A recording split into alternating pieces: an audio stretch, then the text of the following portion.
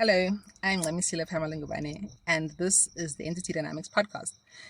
Entity Dynamics is a culture development consultancy where we believe that culture creates behavior and behavior creates reality. This video is a standalone, but it is in many respects a continuation of the one that preceded it. So, the title of this one is A Culture of Taking Time to Rest. Okay. And like I said, a lot of empaths don't take this seriously. They think they have to be available all the time, etc., etc., etc. So in my written post, I was saying that, we have this weird culture on planet Earth. This place, it's got some stuff. It's got some stuff, and it conditions people in the most toxic ways. Okay. And one of these toxic ways, is to teach people that there's something wrong with resting. Like there's that saying, idle hands are the devil's playground. And it's like, this is where you see the tendency of this culture that we live in to not use discernment in judging people based on their intentions. Okay, because that's where discernment comes in. It's judging people's intentions. What is actually motivating this person? You know what I'm saying? This is why, like, when you're trying to figure out how do I go to where I am valued, and how do I gauge a person's potential, whether I'm seeing potential or reality that's being acted out, it's to judge people's intentions. And you don't have to ask a person their intentions. As an empath, you generally are quite an intuitive person, so you will be able to kind of suss out what a person's intention is here. You know what I'm saying?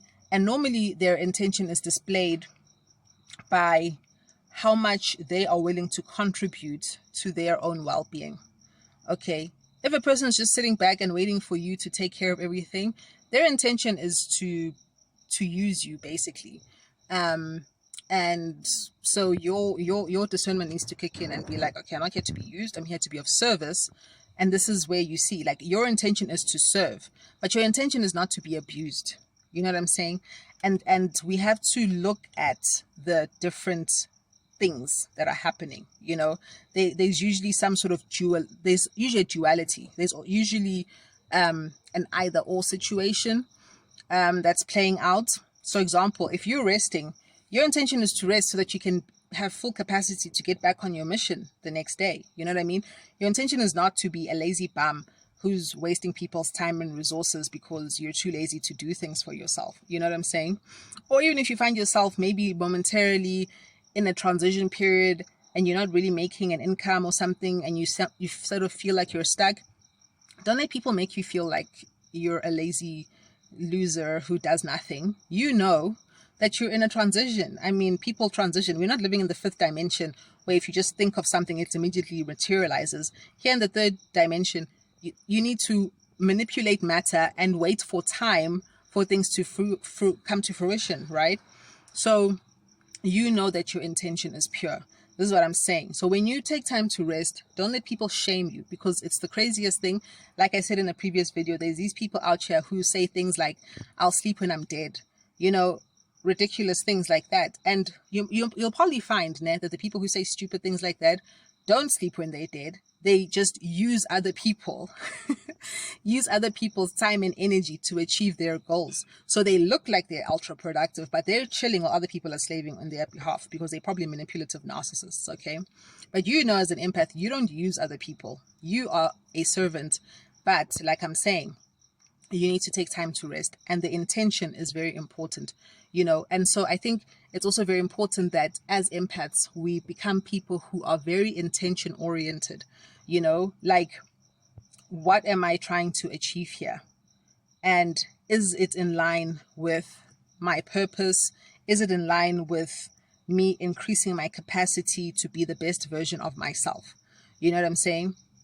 Because I think that because there's so many people who need you, who want your time, your energy, who are in your life, who are, maybe you're involved in a relationship with family members and stuff. You're the strong one. You're the one who's always there. And you see, unlike the narcissist in the family who when they help people, they make them feel like crap for accepting their help, and they go on and on guilt tripping people about how they sacrificed for them, etc., etc. And when they get tired, everyone must be like walking on eggshells to make sure that this person is not tired and that they're not exhausted. And oh, shame, look how self-sacrificing this poor martyr is. You know what I'm saying? You know, you're not like that. Okay.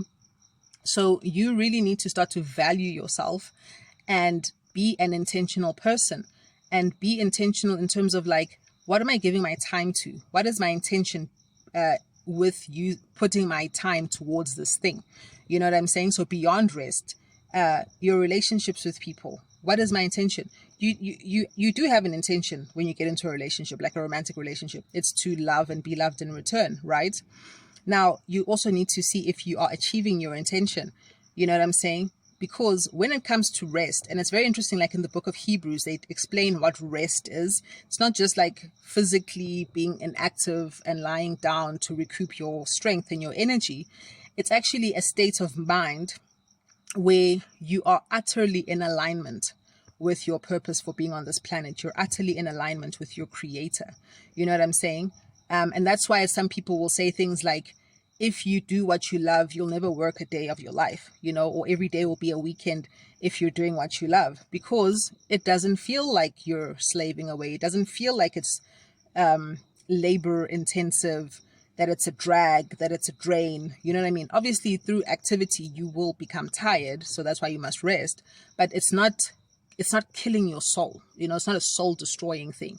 And that's what it means, you know, to be in a state of rest, is that your soul is being nourished by what you're doing, even though physically your body and your mind, your brain needs to take some time to, you know, recuperate your strength.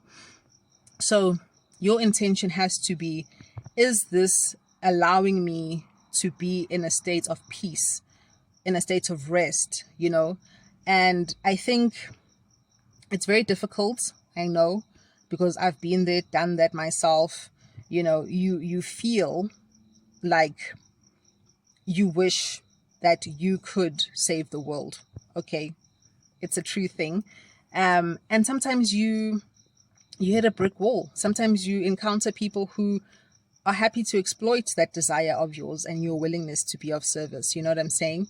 So this is where you also need to be intentional about your work here, your purpose here, intentional about doing things that bring peace, you know. And so find it in yourself to value yourself enough that if you can see that your intention is not being achieved, is not being met through relationships or activities, that you really do see it as your right to walk away from those situations. Because from my experience, I can tell you it doesn't get better with people who are just out to exploit you, for people who are pretending to be something that they're not, because you see potential where there is nothing, in terms of it actually being realized or recognized in that other person, you know. And like I say, like a valuable tool, a valuable paintbrush, you need to take care of yourself because you do add value. The world needs you, but the world is not going to benefit from you if you're burning yourself out because you're not resting, and you're burning yourself out from not being in a state of peace. You need to be peaceful to be productive. You need to have your boundaries intact in order to maintain your peace. Like I said in that video, a culture of preparing for war if you want peace, you know.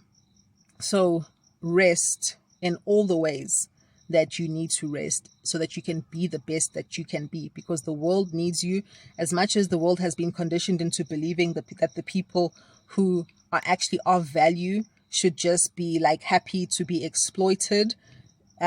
We need to change that. You know what I'm saying? Like, for example, we see it when the nurses, the teachers, the doctors go on strike. The government will say things like, or the police as well, firefighters, whatever. The government will say like, oh, it's a calling. So basically implying you should be able to work for a pittance, right? But the reality is that these are the people that society actually needs. The society, I can tell you, will carry on if there was no FIFA World Cup, there was no basketball, whatever. There was no sports events, no soap operas, no drama in the celebrity world. Everyone would be fine. But let the teachers, the doctors, the nurses, the firefighters, and the policemen go away, and it's utter chaos, right? So you as an empath, someone who is of service, who loves people, who helps people, you need to value yourself, because Your existence adds value to the existence of other people, and you are an epitome of what Ubuntu is all about. Bye.